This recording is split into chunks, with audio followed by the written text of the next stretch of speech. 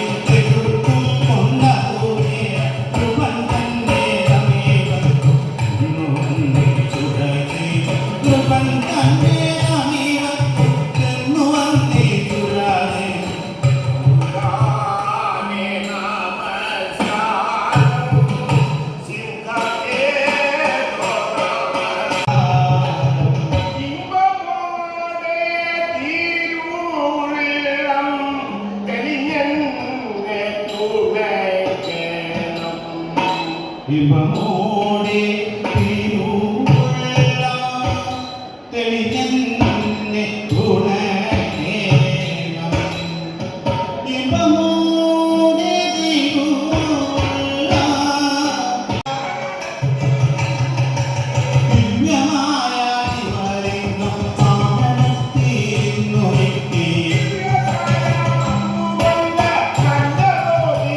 ഓ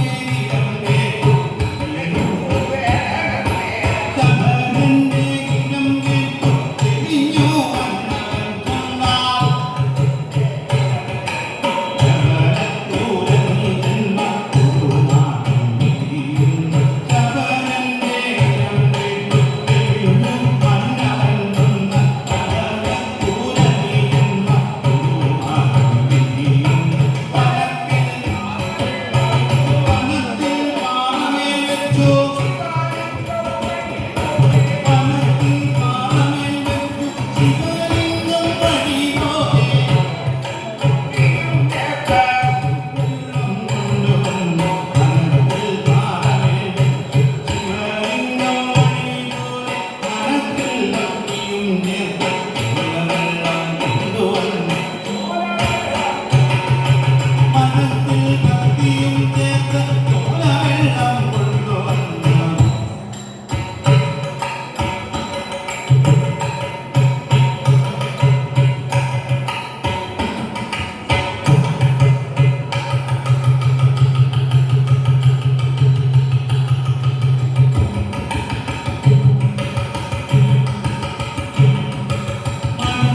ഭക്തിയും ചേർത്ത് ചോരവെള്ളം കൊണ്ടുവന്നു ഭൂമി പണ്ടേ ദിനം കേട്ടു തെളിഞ്ഞു വേണം ദേവ താമസിക്കാതെ നിന്നു വഴിയോ ഭക്തിയോടെ ശിവലിംഗ പാവ തന്നിൽ പ്രതിഷ്ഠിച്ചു ഭക്തിയോടെ ശിവലിംഗ പാവ തന്നിൽ പ്രതിഷ്ഠിച്ചു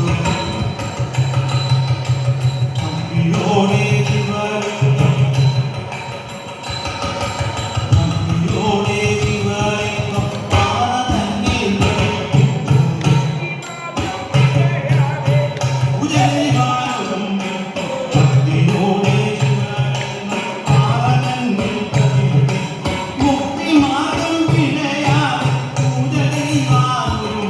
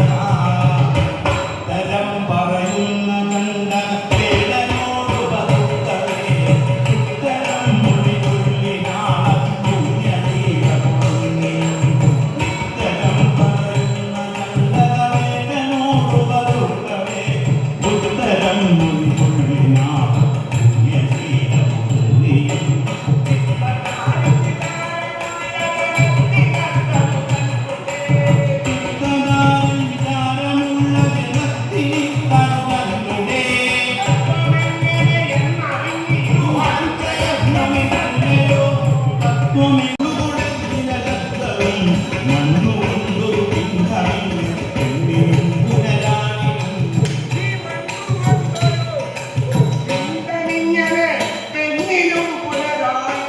മണ്ണുകൊണ്ടൊരു പിന്തമിഴ് പെണ്ണിനും പുനരാണിനും ഒന്നു വന്നു ഒന്നു വന്നു കൊടുക്കുമൊരു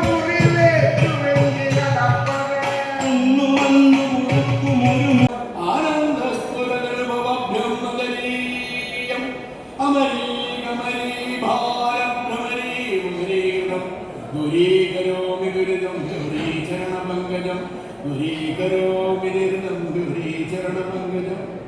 മഹാജനനെ കൊണ്ട് സമ്പുഷ്ടമായ സഭാമധ്യത്തിൽ വെച്ച് കഥ പറയുക എന്ന് വരുന്ന സമയത്തെങ്കിൽ വാക്യങ്ങൾ മാധുര്യാംശ ഭാവങ്ങൾ ഉണ്ടാവണമെന്നല്ലോ ആചാര്യങ്ങളും.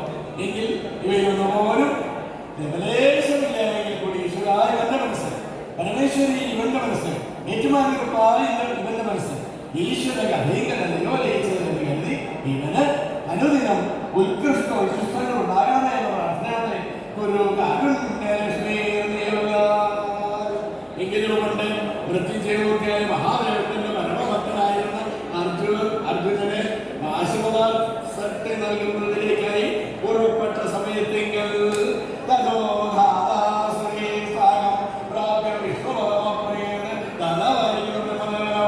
ദേവാദിദേവന്മാരെ എല്ലാവരെയും ജയിച്ചവനാണെന്നുള്ള അഹങ്കാരമുണ്ട്. ഇതുകൊണ്ടാണെന്ന് ഏകദേവന്റെ പേരിനെ കുറിച്ച് മേടിക്കാൻ ഗുരുവിനോട് ആവശ്യപ്പെട്ടത്. അങ്ങനെ പല കാര്യങ്ങൾ പറഞ്ഞാൽ ഇഷ്ടംപോലെ കാര്യകാരണങ്ങളുണ്ട്. അതിൽ നിന്ന് ഭാഷണാസ്ത്രം ഉണ്ടാകാതിരിക്കുന്നതിന് വേണ്ടി അതിന് മഹാദേവനെ നമുക്ക് അല്പനേരം തടയണം പോകാതെ കേട്ടില്ല. അതിനുവേണ്ടി നാരായണത്തേക്ക് പോകുന്ന യാതൊരു കാര്യമില്ലാണ്ടായി. അങ്ങനല്ല, നാരായണൻ വിചാരിച്ചാൽ എന്തെങ്കിലും നടക്കും. ശരിയാണ്, നാരായണൻ വിചാരിച്ചാലേ നടക്കുള്ളൂ എന്നുള്ള വസ്തുതയാണ്, യാതൊരു സംശയമില്ല. എങ്കിൽ പുറപ്പെടുക എന്നുവെച്ചാൽ മഹാദേവന്റെ സദ്യത്തിലേക്ക് പുറപ്പെട്ടു കളയുക. സന്തോഷമായി. എല്ലാവരും കൂടി അവിടെ നിന്ന് യാത്ര പുറപ്പെടുക. ശംഭോരുദ്ര മഹാദേവ, ശിവശിവരുദ്ര മഹാദേവ, ചന്ദ്രകലാദേവ, പാർവതി, കാന്ത, ഗംഗ, കാമവ, സതി, വല്ലഭ വിളിച്ചങ്ങനെ പുറപ്പെടുക. സമയത്ത് കാര്യം നദി ഇത്ര കാര്യമായിട്ട് വിളിയൊന്നും വേണ്ട, വേറൊന്നുമില്ല. കൂടെ പോകുന്നതാണ് ബ്രഹ്മദേവന. പണ്ടൊരു മത പറഞ്ഞ കാര്യം ബ്രഹ്മദേവന്റെ ശിരസ് നടത്തണം ഈ മഹാദേവൻ.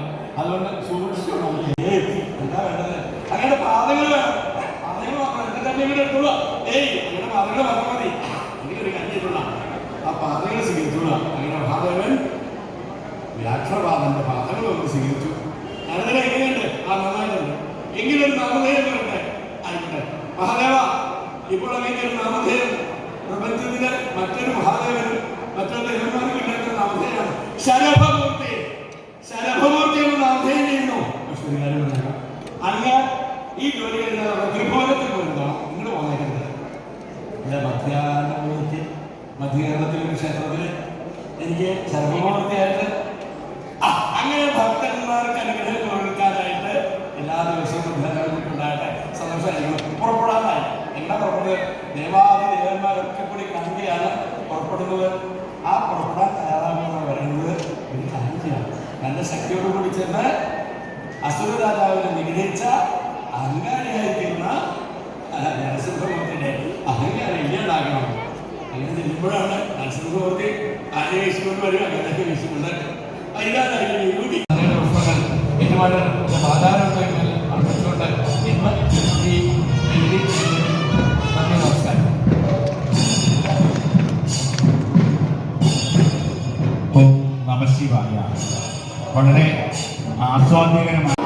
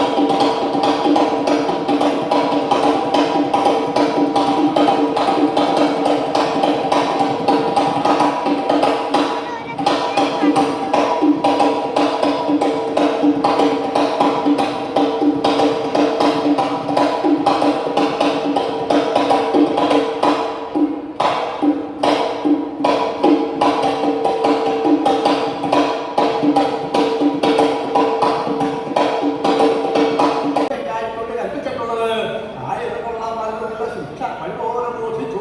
ഇത്രയധികം രക്ഷാസാമർഥ്യമുണ്ടായിട്ട് അതിന് വലിയ പോലെ മറ്റാരും തന്നെ ഇല്ലായിരുന്നുവെങ്കിലും ഔവണ്ണമെല്ലാം ഇരിക്കുന്ന ഭഗവാൻ സ്വാമി ശ്രീപരമേശ്വരൻ എന്നല്ലോ ഇവിടെ ഭവാന്മാരുടെ രക്ഷയ്ക്കായി കൊണ്ട് പറഞ്ഞിട്ടുള്ളത്.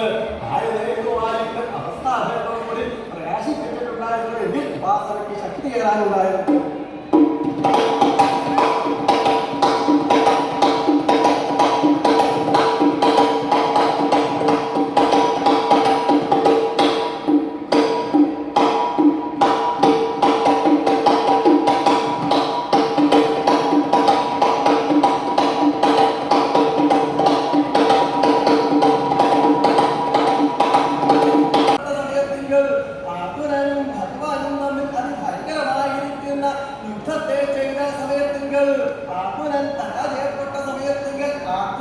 ദിവ്യമായിരിക്കുന്ന അസ്ത്രത്തെ പ്രയോഗിപ്പാൻ ആരംഭിപ്പോതം ചെയ്തു.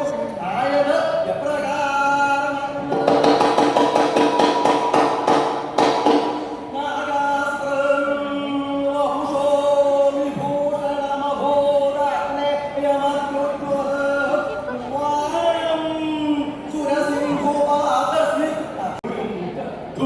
അതൊക്കെ അങ്ങനെ മുട്ടിയിട്ട് വരുന്ന ആളാണ് പലതരത്തിൽ ഭഗവാനെ എന്റെ കാര്യങ്ങൾ എന്നെ രക്ഷിക്കണേ എന്ന് പറഞ്ഞ് ഇറങ്ങി പുറപ്പെട്ട ആൾക്കാർ അല്ലേ? ഇതിവിടെ ഭഗവാനോട് പറയേണ്ട ആവശ്യമുണ്ടോ? ഭഗവാനോട് പറയേണ്ട ആവശ്യമില്ല. എല്ലാം ഭഗവാൻ അറിയാം. ഭഗവാൻ എന്താ അവാന്ന് വെച്ചോണ്ട് ഇങ്ങനെ ഇരിക്കുക. എന്താ ലേശം ഒരു അഹങ്കാരം തന്റെ ഭക്തനായിരിക്കുന്ന അർജുനനുണ്ട്. അഹങ്കാരം ഒന്ന് മാറ്റണം അല്ലേ? എന്താ അതൊന്ന് അഹങ്കരിച്ചില്ല എങ്കിലേ കുഴപ്പമുള്ളൂല്ലേ? അതൊന്ന് അഹങ്കരിക്കാം അല്ലേ? നോക്കുള്ളതാ കാലം കിട്ടിയ അഹങ്കാരം നല്ലോണം നോക്കുന്നത്. ഇരിപ്പല്ലേ തിരിച്ചോണ്ടിങ്ങനെ ഇരിക്കാമല്ലോ. അഹങ്കാരം നല്ലതാണ്. ഒന്നും ഇല്ലാഞ്ഞിട്ട് അതൊന്ന് അഹങ്കരിക്കാം അല്ലേ? അതിന് ആരാ ഏത് വംശത്തിലെങ്കിലും ജനിച്ചിട്ടുള്ളത് ഒന്ന് ആലോചിച്ചുള്ളതല്ലേ? ചന്ദ്രവംശത്തിലെങ്കിലല്ലേ അങ്ങനെ ജനിച്ചിട്ടുള്ളത്? സോമവംശജാതൻ. സംശയിക്കാനൊന്നുമില്ല. ചന്ദ്രവംശല്ലേ ജാതന്റെ ജന്മം. പിന്നെ വലിയ വലിയ വംശത്തിൽ ജനിച്ചു എന്ന് മാത്രം കൊള്ളരുതായി കാണിച്ച് നടക്കുക അങ്ങനെയുണ്ട് ചില ആൾക്കാരല്ലേ? എന്ത് കാണിക്കുക എന്ത് തോന്നിവാസം കാണിക്കുക അങ്ങനെയുണ്ട്. വലിയ വലിയ കേമന്മാരൊക്കെ നടക്കുന്നത്. ഇതങ്ങനെയാണ്